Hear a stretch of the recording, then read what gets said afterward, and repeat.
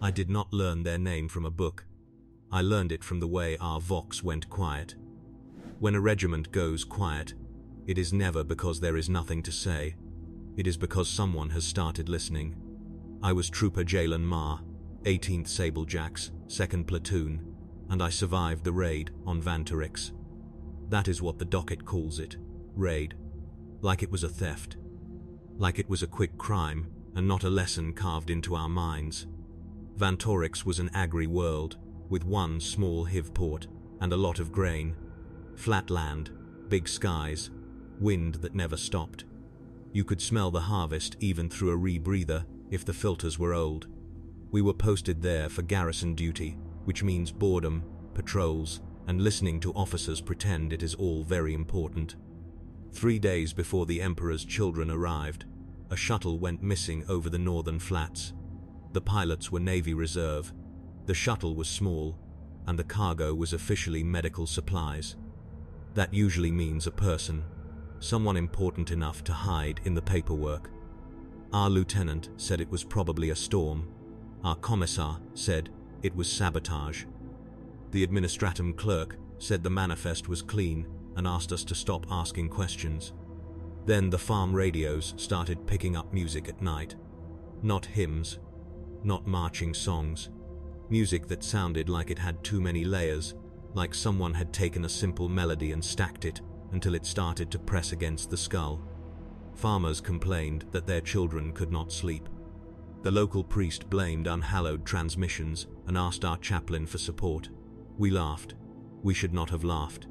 The first contact happened at the HIV port, not outside the walls, not with alarms, inside, in the middle of a shift change, when the workers and the dock militia were packed tight, tired, and thinking about food. A siren screamed, not the normal one. A new tone, sharp, then rising, then dropping into a low vibration you felt in your teeth. The crowd froze. Then a sound hit, like a cord plucked on a wire stretched across the sky. People fell, not dead. Some just dropped like their bones forgot how to hold them. Others clutched their ears and screamed. A few stood up straight, eyes wide, smiling like they had just been told something wonderful. That is the part nobody believes until they see it. A weapon does not have to kill you to end you. It can just change you for 1 second, and that second is enough. We ran toward the gatehouse because that is what garrison troops do. You move to the noise and hope it is small. I remember the wind snapping our fatigues and the smell of machine oil from the port cranes. Then I saw them. They were Astartes, no doubt. 8 feet of armor and arrogance, moving like they owned the air. Their plate was not the deep red of old Legion heraldry. It was a bruised purple, polished in places like a display piece, scarred in others like it had been dragged through 100 wars. Some wore trophies that made no sense. Bits of broken statues, strips of parchment, small mirrors that flashed when they turned. Their helmets were the worst part. Not horns, not spikes. Those you can hate easily. Their helmets looked crafted, elegant, like knights from a painting, if the painter had been angry at the world. The dock militia opened fire with autoguns and stubbers. The Emperor's children did not hurry. One of them lifted a weapon that was not a bolter. It had a wide muzzle and a ribbed body like a pipe organ turned into a gun. He fired, and the air wobbled. The militia line folded, not in gore, in confusion. Men dropped weapons, slapped their own faces, screamed at nothing. One militia officer turned and shot his own sergeant like he had been ordered to. Another started laughing so hard he could not breathe. Our squad leader shouted for formation. We tried. We really tried. Lasguns came up, red beams cutting through dust. We hit armor plates, and the shots flashed away like rain on a statue. Then a second sound weapon fired, and my vision tunneled. It felt like someone had pressed a thumb into the center of my forehead and pushed. My thoughts scattered. For a heartbeat, I forgot where my hands were. I fired anyway because muscle memory is stronger than panic. The commissar arrived at a sprint, bolt pistol raised, coat snapping behind him. He was a hard man with a hard voice, the sort that can pull a line together by sheer contempt. "Hold," he shouted. "For the Emperor, hold." A sound struck again. The commissar's coat stopped moving. His mouth stayed open. He blinked slowly, like a man waking from a dream. Then he lowered his pistol. He looked at the Astartes and said, almost gently, "Who are you?" The nearest one stepped forward. He moved with the careful pride of someone walking onto a stage. He did not answer the question. He lifted his helm slightly and let the commissar see his face for a moment. Pale skin, too perfect. Eyes that looked amused and distant at the same time. Then the Astartes put his helm back on and tapped the commissar's forehead with 2 fingers, like blessing a child. The commissar fell to his knees.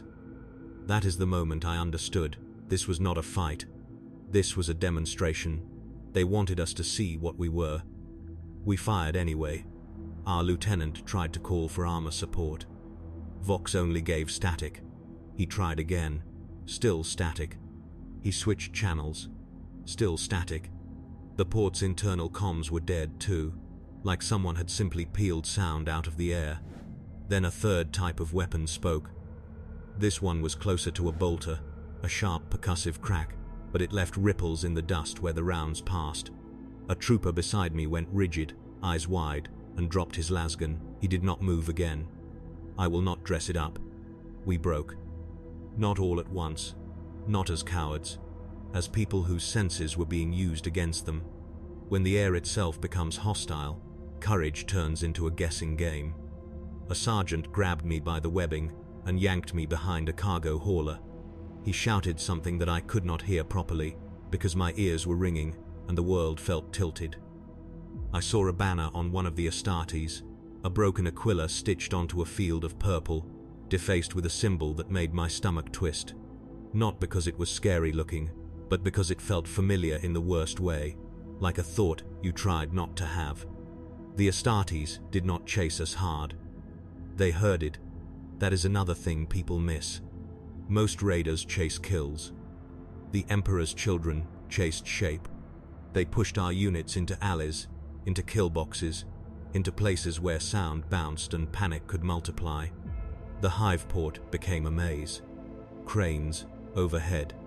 Containers stacked in towers. Steam vents hissing. Every loud noise felt like it could be the next weapon. We regrouped in Dock Corridor C, with maybe 30 survivors. Half of them were not from my platoon.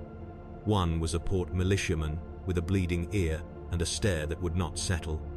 Another was a Medicae orderly who kept repeating a prayer, but getting the words wrong. Our lieutenant tried to assert command. He was shaking. He hid it by shouting. He ordered us to fall back to the Administratum building. Secure the data stacks. Protect the planetary governor. That order sounded logical. That is why it was dangerous. Because it was exactly where they wanted us to go. As we moved, we saw what the raid really was. The Emperor's children were not here to take the port. They were not here to hold territory. They were cutting lines, picking targets, and doing something with the people they captured that looked like selection. I saw civilians guided out of a hab corridor by a single Astartes in purple. He was not rough. He did not need to be.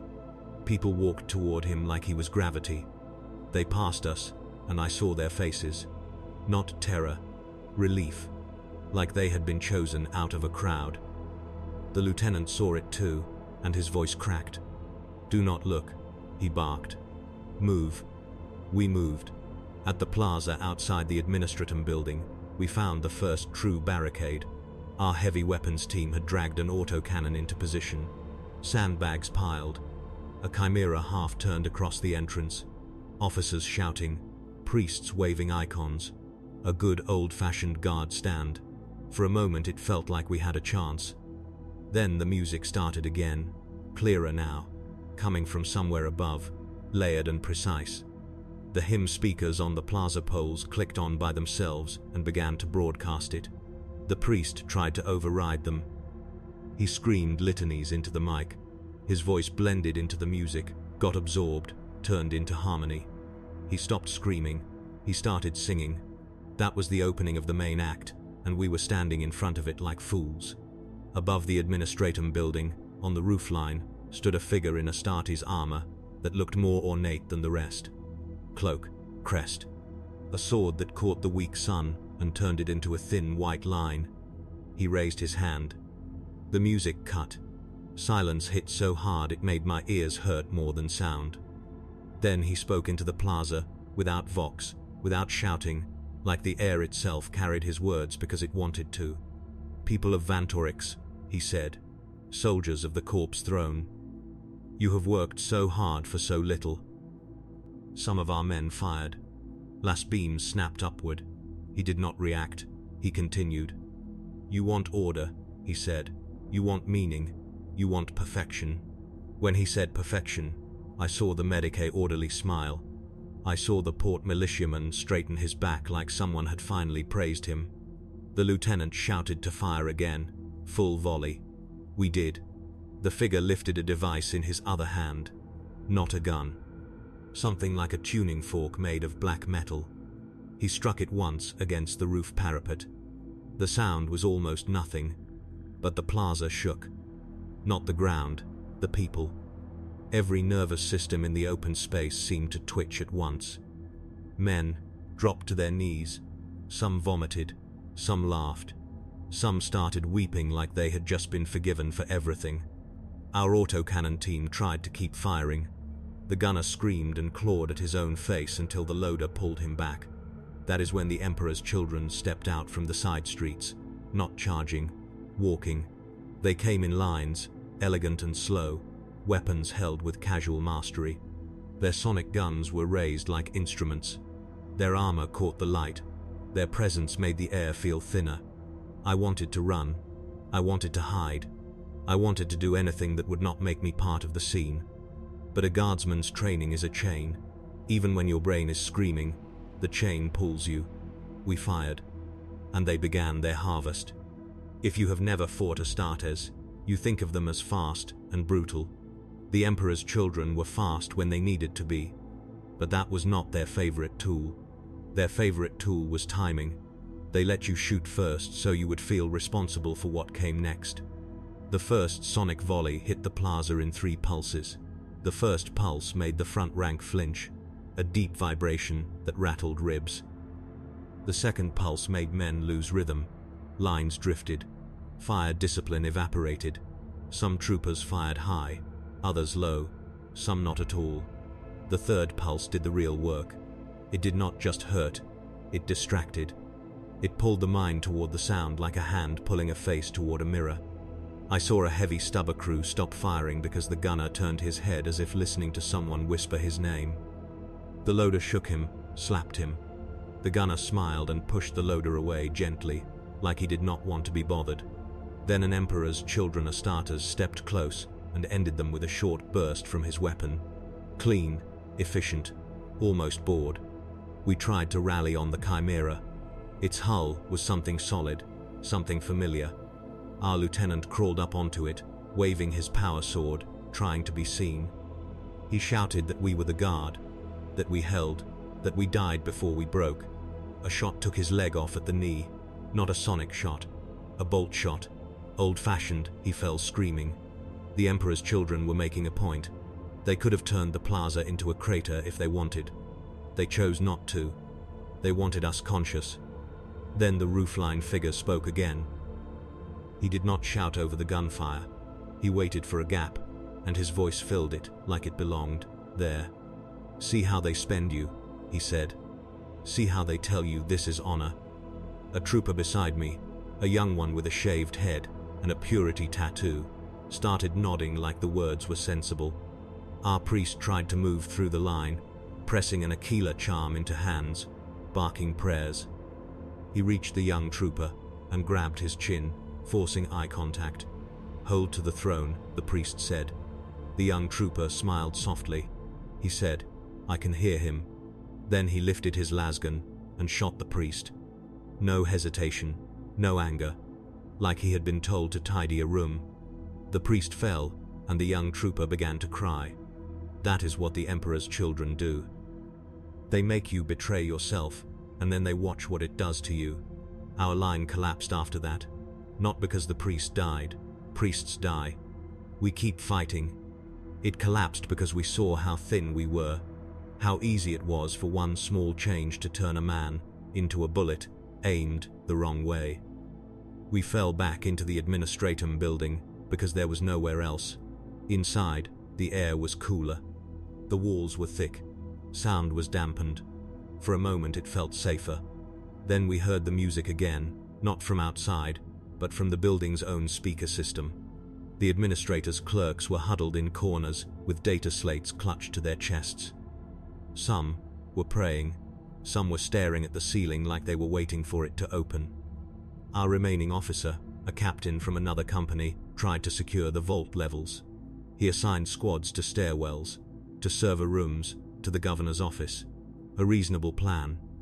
The Emperor's children broke it by removing one assumption, that the building was ours. The first breach did not come through the front doors. It came through the ventilation shafts. A grate above us fell. A purple armored Astartes dropped into the corridor like a statue falling off a pedestal. He landed perfectly balanced, one knee down, weapon up. He did not fire right away. He tilted his head like he was appreciating the acoustics. Then he fired once. The corridor filled with a sound that made my vision blur at the edges. My lasgun slipped in my hands as my fingers went numb. The trooper on my left screamed and slammed into the wall. The trooper on my right started laughing, high and bright. The Astartes stepped forward, and when he moved fast. Faster than you can track with a human eye in a tight corridor. He struck a man with the butt of his weapon and the man folded. He kicked another aside. He did not bother finishing them if they were already broken. He wanted survivors. He wanted witnesses.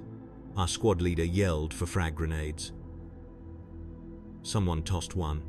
The Astartes caught it. He looked at it for half a second like someone examining a piece of fruit. Then he threw it back. We dove. The grenade exploded behind us. A chunk of corridor became smoke and dust. We fled down a side hallway, ears ringing, mouths full of grit. That was the second time the words formed clearly in my mind. They are playing. We reached the governor's office level and found something worse than a breach. We found an invitation. The governor's doors were open. Inside, the room was lit by candles that had not been there before. The governor sat at his desk, hands folded, face calm. His eyes tracked us as we entered. "Captain," he said softly, "I have been waiting." The captain raised his pistol. "Governor," he snapped, "where is your security?" The governor smiled. "They are safe," he said. "All safe." Behind him, on the wall, a new symbol had been painted in oil, elegant and wrong. It was not the 8-point star. It was a curve, a flourish, something that looked almost like art. The governor gestured to a chair. "Sit," he said. "You are exhausted." The captain's jaw tightened. He was a practical man.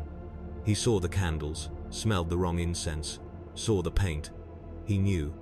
He also knew that shooting a governor is a crime in any other context. That hesitation was the hook. A voice spoke from the shadows near the window. Not the governor's. A voice like silk dragged across metal. "Captain," it said, "you are doing so well." A purple armored Astartes stepped into view. Not the ornate one from the roofline. Another, leaner, with a long blade at his hip and a trophy chain across his chest. He did not raise a weapon. He did not need to. He looked at the captain the way a duelist looks at a practice partner. "Tell me," the Astartes said, "do you truly enjoy dying for men like him?" The captain tried to fire. His hands did not obey. He stared at his own pistol like it had betrayed him. The Astartes chuckled. "Your body is loyal," he said. "Your mind is simply tired." Then the Astartes did something that chilled me more than violence. He spoke our captain's name. Not captain. Not officer. His name from childhood. The one that should not be on any regimental docket. The captain's face went pale. "How?" he whispered.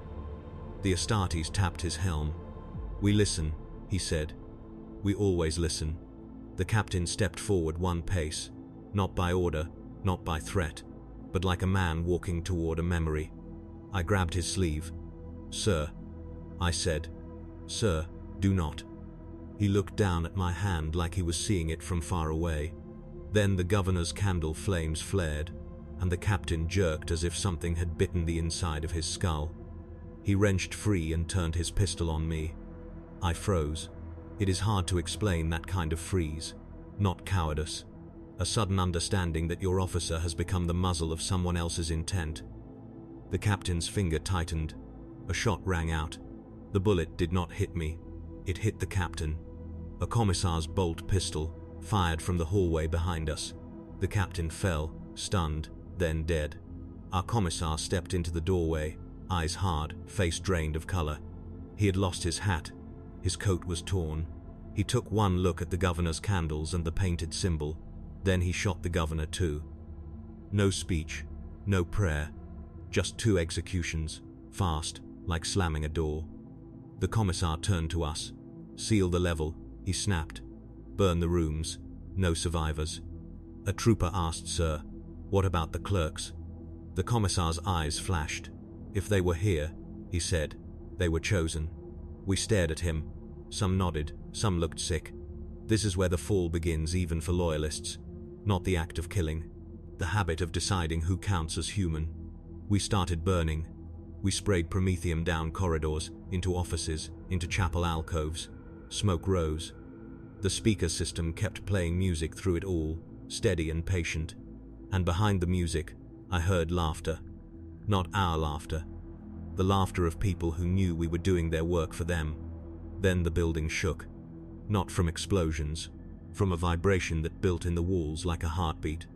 The ornate Astartes from the roofline stepped into the main lobby below. We could see him through a balcony gap. He raised his tuning fork device again. He struck it. The entire building's glass panes shattered at once. Every screen on every data terminal flashed white, and every vox bead in every guardsman's ear emitted one clean phrase in perfect Gothic. Perfection is freedom. Then, the real assault began. We tried to evacuate through the rear service tunnels, the ones meant for paper waste and coolant lines. The commissar believed walls could protect discipline if he could just get us into the right shape.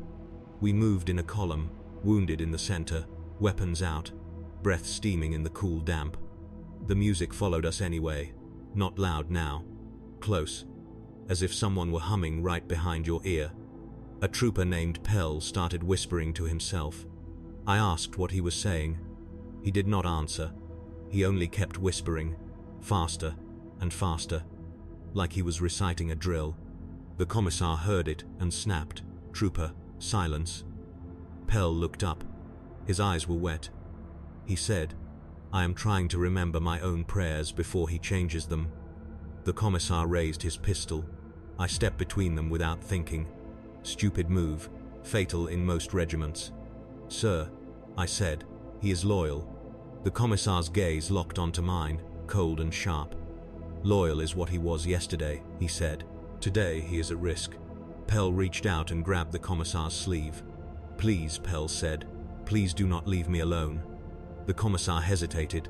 That hesitation was all the Emperor's children needed. A sonic blast hit the tunnel from behind, bounced down the corridor, and turned our formation into a knot. Men clutched ears. Some dropped. Others stumbled into each other. Pell screamed and went limp. The commissar fired anyway, 2 shots into Pell's chest, then shouted for the column to move. His face was rigid, but his hands shook. That is the 3rd stage of their method. They force you into choices that poison you either way. We reached a junction where the tunnel opened into the port's understructure, a wide chamber of girders and maintenance gantries. Hazard lights strobed. Steam hissed from vents. We tried to cross. They were waiting. 3 Emperor's children stood on the far gantry, silhouettes in purple, weapons resting on the rail like musicians waiting for a cue. Between us and them lay a line of civilian bodies, not piled, not mangled, laid out evenly, like a display. A trooper vomited. The commissar shouted, "Do not look. Look at the enemy." But you cannot not look. Your brain refuses to accept it until it sees it. One of the Astartes spoke, voice amplified without vox. You are disciplined, he said. You are brave. You are so close to being worth our time. The other Astartes lifted a sonic weapon, but did not aim it at us. He aimed it at the bodies. He fired once. The sound did not destroy them, it lifted them. It made the fabric and hair and loose tools vibrate, made the entire line of corpses tremble like they were about to stand up. A trooper screamed that the dead were moving. Another fired wildly. Last bolts splashed off metal. The tunnel echoed. The noise doubled the panic. The Astartes laughed. That is how you make a regiment shoot itself, I thought. The commissar roared for calm and tried to push us forward across the gantry. Then a fourth Emperor's children appeared behind us, dropping from an overhead beam with a soft thud. He moved like a blade in a tight space. He did not shoot. He used a long, thin weapon that crackled faintly. He struck troopers with it, and they collapsed, twitching, alive but helpless. He was harvesting, not killing. I fired at him. My last beam hit his pauldron and flashed away. He turned his helm toward me. He began to walk.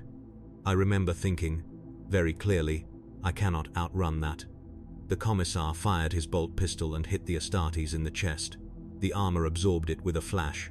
The Astartes paused, then tilted his head as if appreciating the effort. He stepped closer, reached out, and slapped the bolt pistol out of the commissar's hand. It clattered across the deck. Then the Astartes leaned in so close that the commissar's hat brim brushed his helm. Say the oath, the Astartes whispered. Say it like you mean it. The commissar's lips trembled. For the Emperor, he said, voice tight.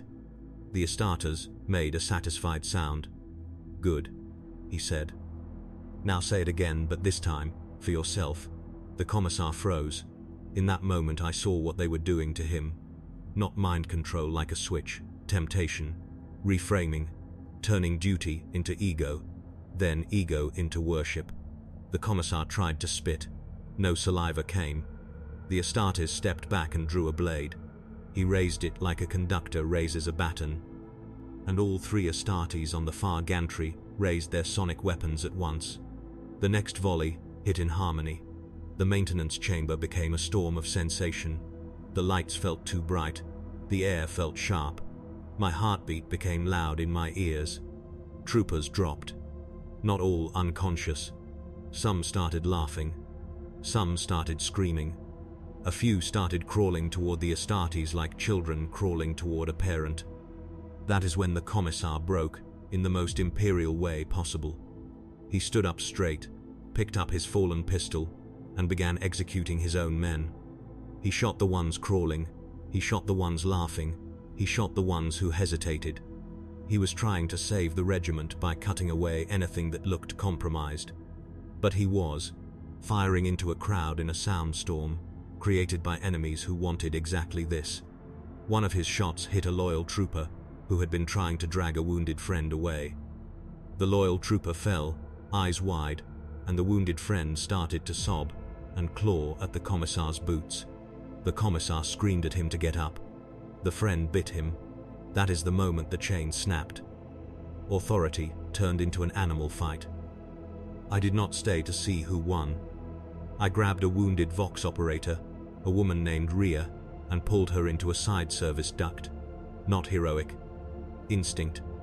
If you stay in the center, you die, or you become a story someone else tells. The duct was narrow. We crawled on elbows. Rhea's breathing was ragged.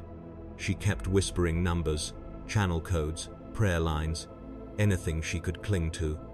Behind us, the maintenance chamber echoed with gunfire and music. Ahead, the duct opened into a small chapel maintenance void, a forgotten shrine space used by cleaners and minor clerks. A single aquila hung crooked on the wall, dust thick on the floor, old candle stubs. For a second, it felt like refuge. Then I saw the candles were warm. Someone had lit them recently. A figure stood in the chapel shadow back to us. Not Astartes, human. Tall, robed, with a clean-shaven head. The station confessor. He turned slowly. His smile was gentle. "Trooper," he said. You are so tired. Rhea raised her las pistol, shaking. The confessor lifted a hand, palm out. No need, he said. No need for more pain. Rhea's pistol lowered by itself. I grabbed it, forced it back up. The confessor looked at me with mild curiosity, like I was a puzzle. Oh, he said, you still want to suffer the old way. I told him to step aside. He did. He stepped aside and revealed what was behind him. A door, not a normal door. A bulkhead panel that had been cut and reworked into a frame. Beyond it was darkness that did not look like normal darkness. It looked like depth. Like a corridor going down forever. The confessor nodded toward it. This is where your friends go, he said. This is where your war ends. Rhea started crying. Quietly. Her shoulders shook. I demanded to know what it was. The confessor smiled wider. A stage, he said. A place where you become what you truly are. I wanted to shoot him. I did not. Not because of mercy. Because I suddenly understood that if he wanted to die, it would be part of the performance. And I was sick of being cast. Instead, I grabbed Rhea and we ran out through a side maintenance hatch. Behind us, the confessor began to sing. And the chapel candles burned brighter, as if applauding. We made it into the grain processing district, the outer part of the hive port that smelled of dust and engine heat. Conveyor belts ran overhead like bridges.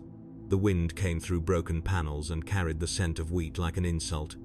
The port's defense sirens were still active, but they were out of rhythm. They would start, stop, start again, like someone was playing with them. Rhea limped. The sonic shock had damaged her balance. She kept pressing her hand to her ear like she could hold her hearing in. We found a small security office and barricaded ourselves for 5 minutes, just long enough for Rhea to catch breath and for me to check ammo. My hands were trembling. Not fear alone, the after effect of those sound pulses. They leave you jittery, like your nerves have been retuned. Rhea stared at the wall where a picked screen showed a frozen image of the plaza. Some old public service broadcast paused mid-frame. The Emperor's face, the same calm, stern profile printed on 1,000 posters. She whispered, "They are rewriting the hymn lines." I asked what she meant.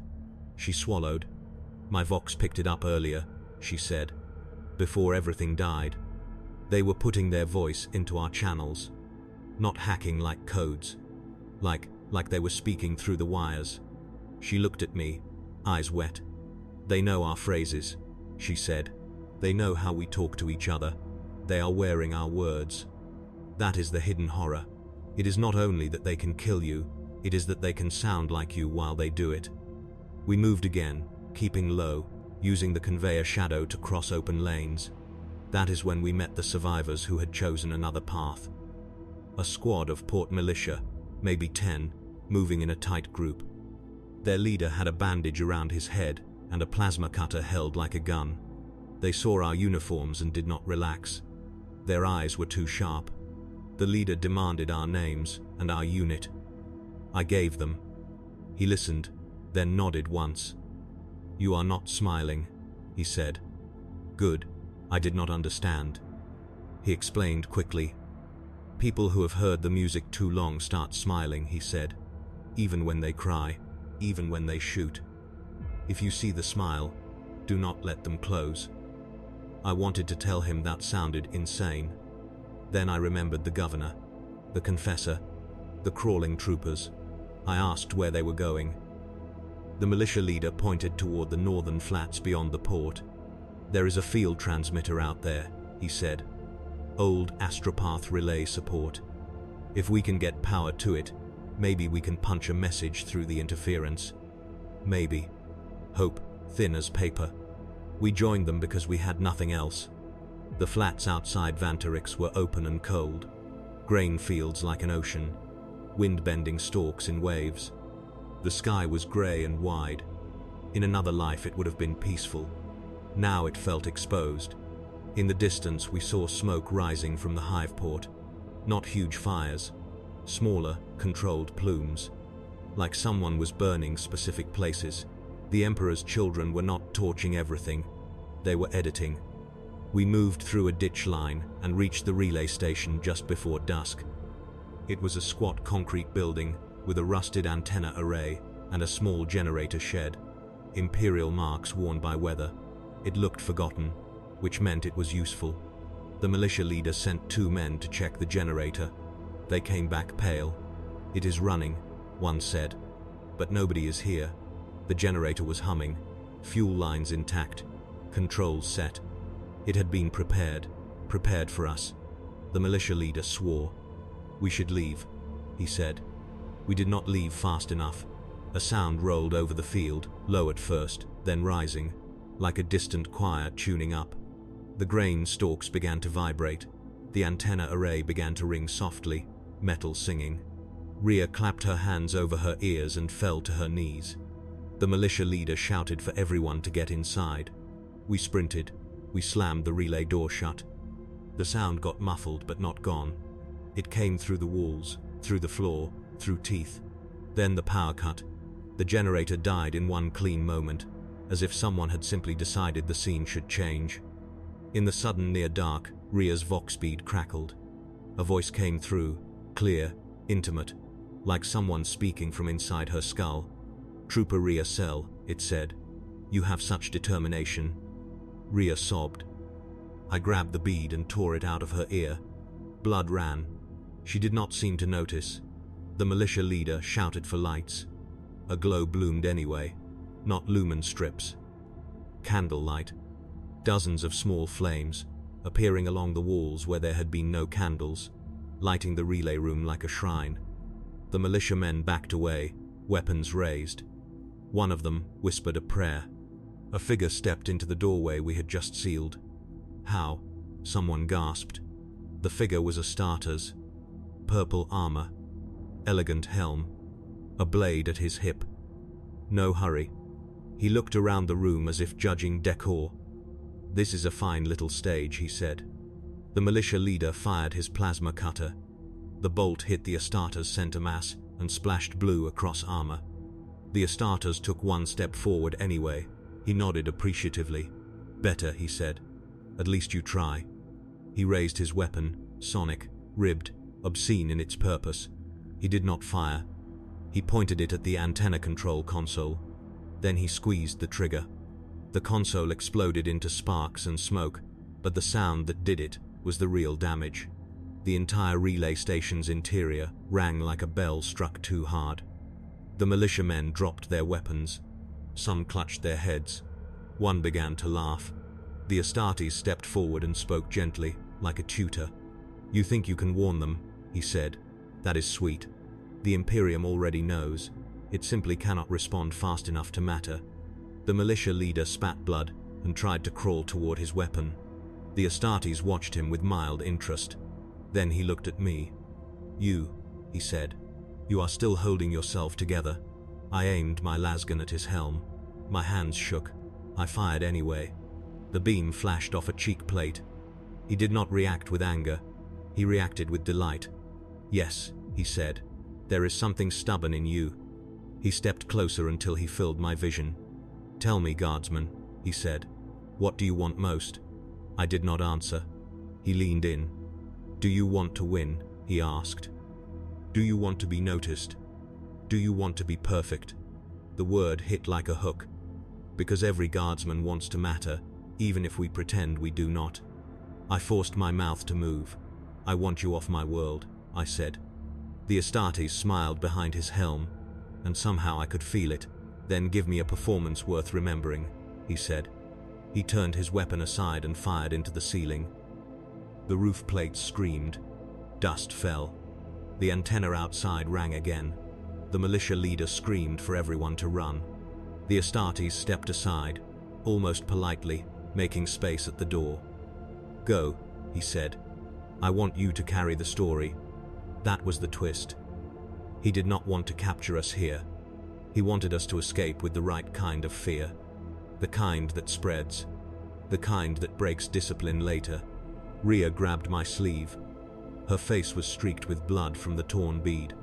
Her eyes were wild but focused. We ran. We ran out into the grain field as the relay station burned behind us. Not with flame, but with light and sound. A beacon that screamed into the dark. Behind us, the Astartes laughed. Not loud, satisfied. And out in the wind, I realized the worst truth. They had planned this escape route too. We made it 3 kilometers before our legs stopped obeying. Rhea collapsed into a drainage ditch and curled up like she was trying to make her body smaller. The militia survivors crouched around her with weapons they barely trusted, scanning the grain like the stalks might stand up and walk. The wind kept moving through the field, and every soft rustle sounded like it had intention behind it. The sky was black and huge. The hive port glowed on the horizon, not a wildfire glow, more like a controlled burn. Columns of smoke rose in separate lines, spaced like someone had planned where each wound should be. That made it worse.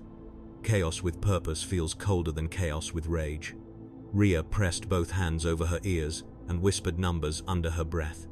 Channel codes, prayer counts, old Vox procedures, anything she could grip. She did not look at me when she spoke. "They are not chasing," she said. One of the militiamen, the bandaged leader, spat into the dirt like he wanted to spit the truth away. "They do not need to chase," he said. "They know where we are going." I wanted to argue. I wanted to say he was letting fear turn into prophecy. Then I heard it again. Music. Not loud, not even clear. A thin thread of melody that did not match the wind. It came from the direction of the port and also from inside my teeth. It was like a memory you did not ask for, like someone humming your name through a wall. Rhea flinched and made a sound that was half sob and half laugh. "See," she whispered. "It follows." We moved again because staying still felt like accepting the script they had written. We crawled along irrigation channels and then cut across a low ridge toward a farm service strip where small cargo lifters sometimes landed. The militia leader said there might be a shuttle there, some agri-coupe short-hop craft used for moving parts and seed between districts. We found it at dawn, sitting crooked on its skids with dew on the canopy. A little utility shuttle, painted with cooperative markings and a saint stencil near the door. Its nose light blinked in a slow rhythm. It looked normal enough that for a heartbeat my brain tried to believe we were safe. Then I saw the pilot. He was slumped forward in the cockpit, with his hands still on the controls. No visible wound, no blood. Just a calm smile on his face like he had fallen asleep listening to a favorite hymn. One of the militiamen gagged. Another whispered a prayer, and then forgot the next line. Rhea climbed into the cockpit anyway.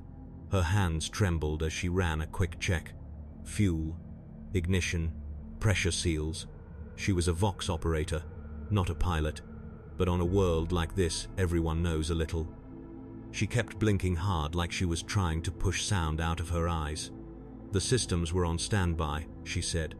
"Someone left it ready." The militia leader swore under his breath. "Ready for us," he said. We did not have a better option. We dragged ourselves inside and sealed the hatch. Rhea powered up. The engines coughed once, and then settled into a low rumble.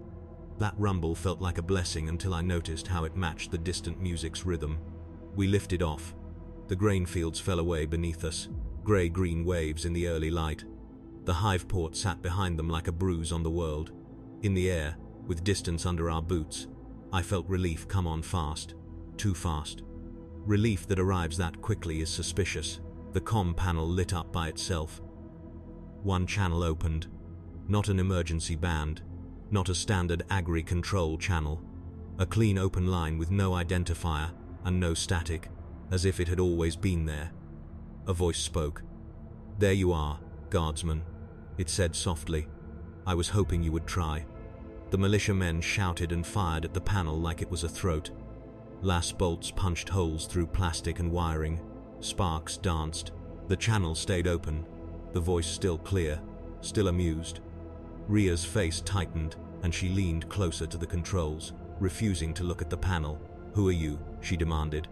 A small laugh came through. "A son of the Phoenician," it said. "A student of perfection. A connoisseur of stubborn little minds."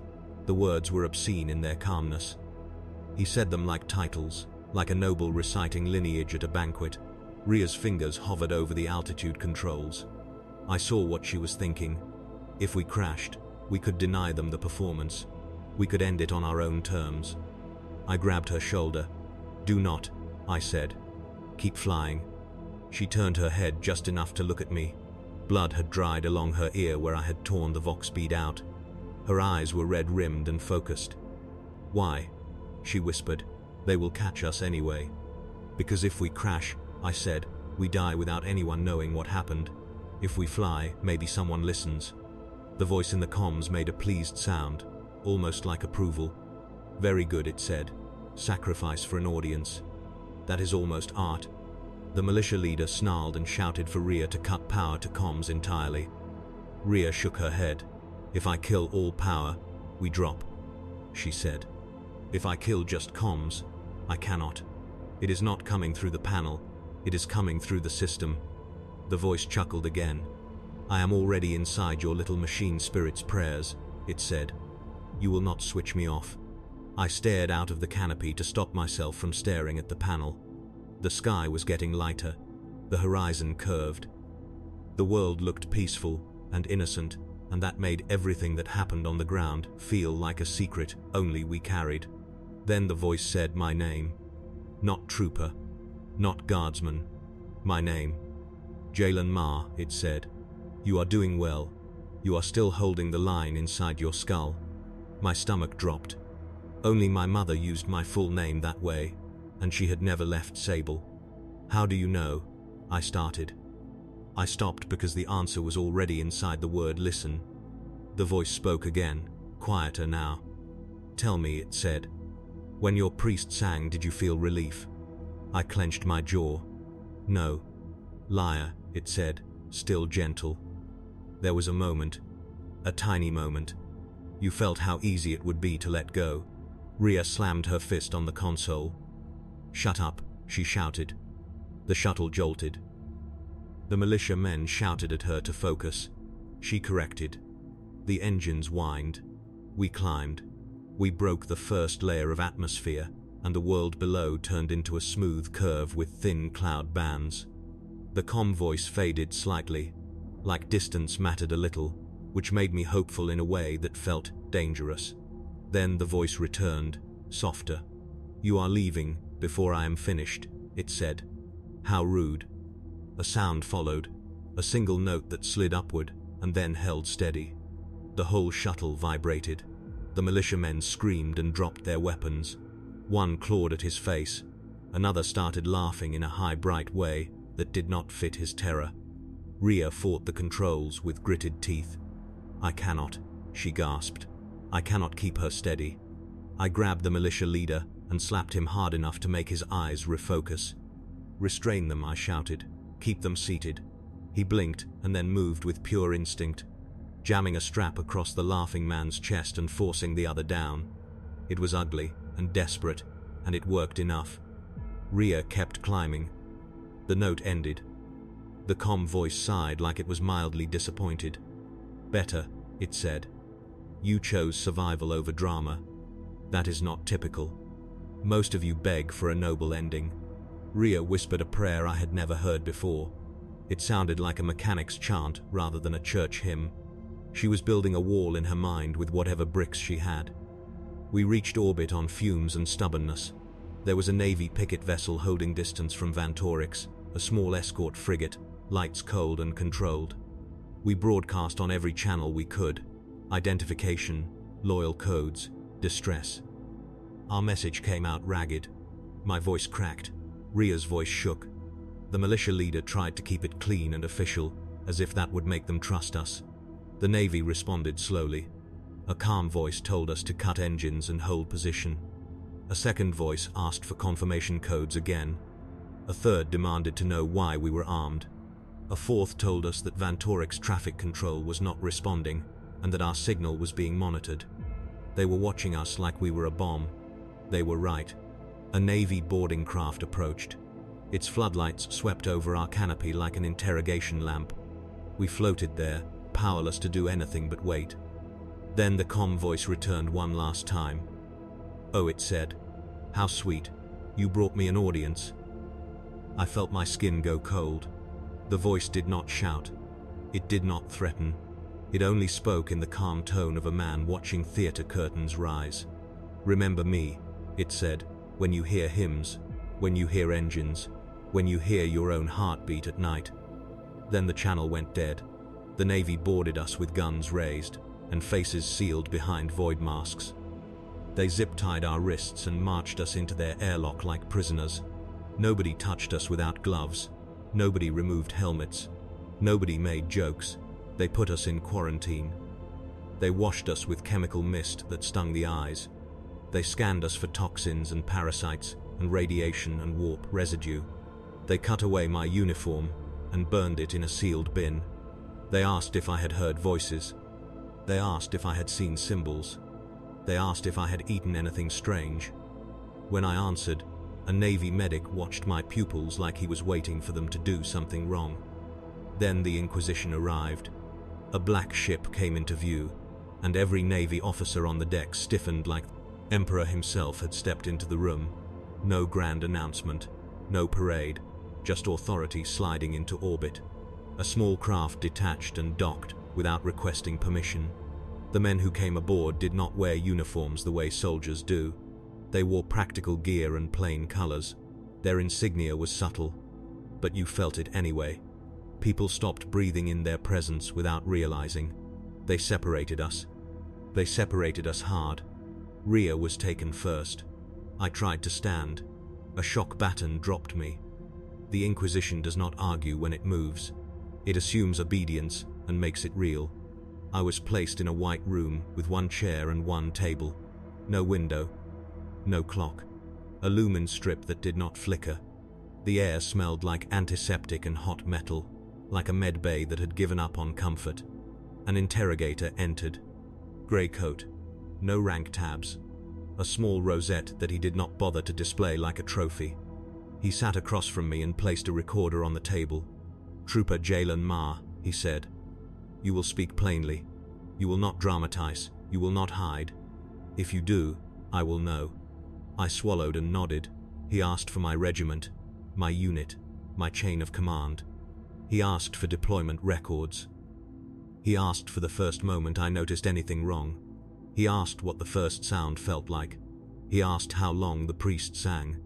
He asked which words were spoken on the plaza, and in what order. He did not ask because he was curious. He asked because sequence is how you map infection. When I tried to describe the feeling, my throat tightened. It is hard to explain a sensation that does not belong to normal war. Fire and shrapnel and screams, those are within the human range. This was different. It made you doubt the ownership of your own thoughts. The interrogator listened without moving. Then he asked one question that made my skin prickle. "Did you want it?" Even for a second. I stared at him. "Sir," I said. "I hated it." He nodded once. "That was not the question," he said. "I wanted to lie. I wanted to be pure. I wanted the simple story where loyalty is a shield and corruption only touches the weak."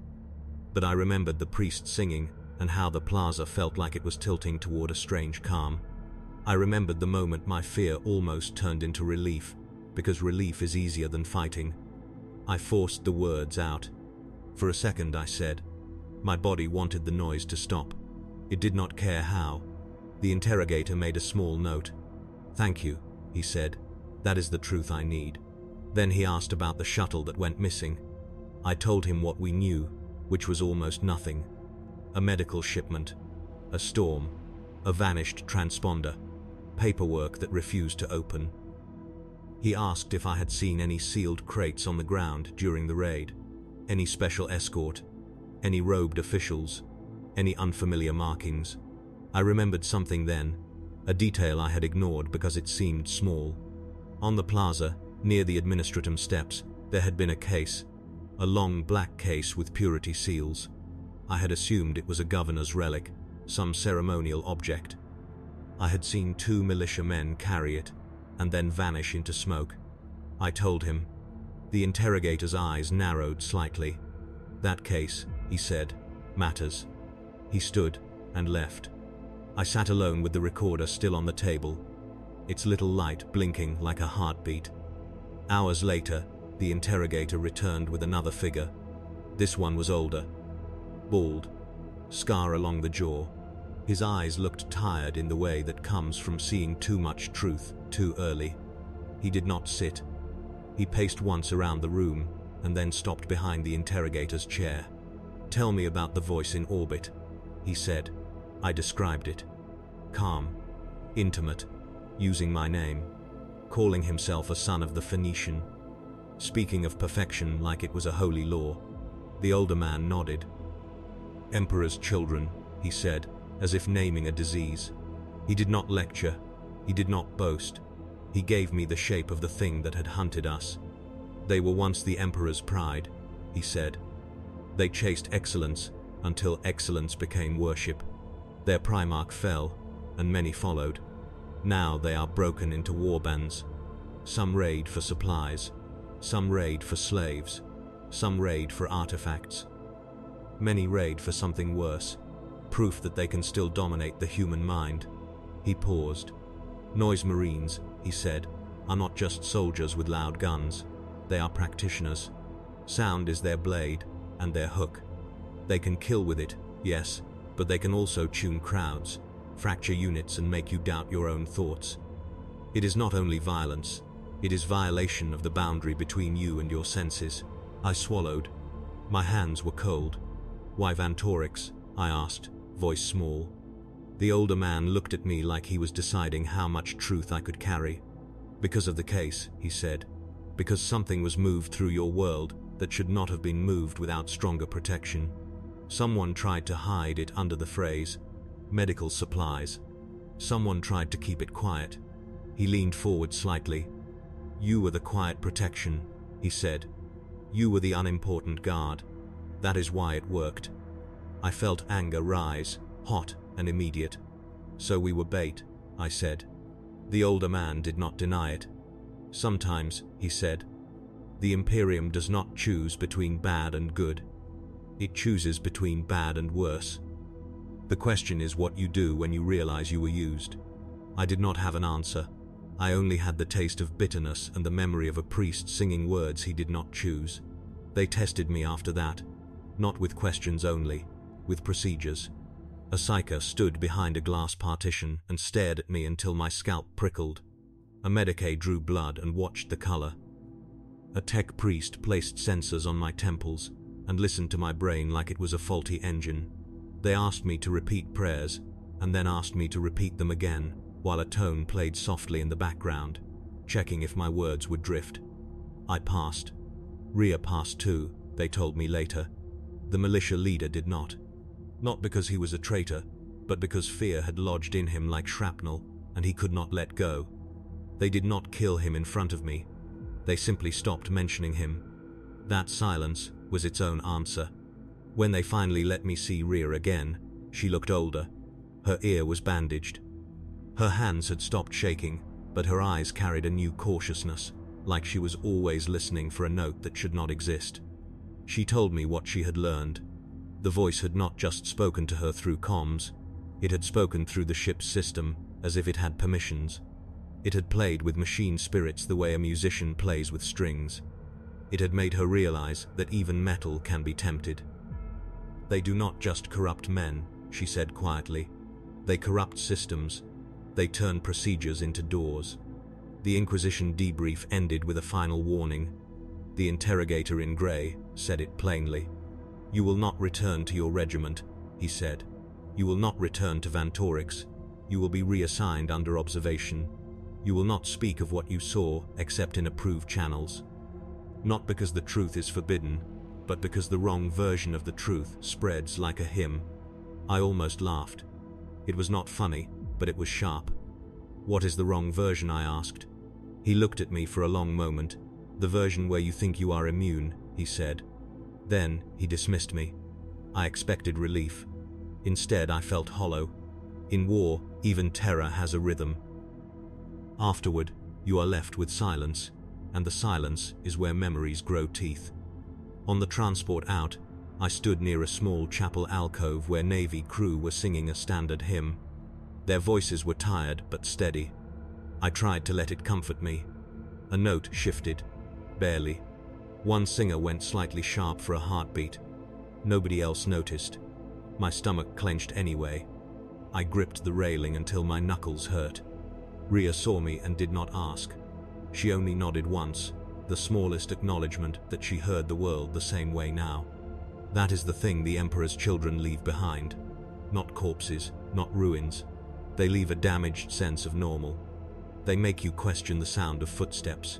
They make you mistrust beauty because they use beauty as a blade. They make you fear relief because relief might be a hook. I was asked one last question before my file was sealed. Why are they called degenerate, trooper? The interrogator said, and speak like a soldier, not a poet. I answered carefully. Because they do not want to defeat you, I said. They want to own your reaction.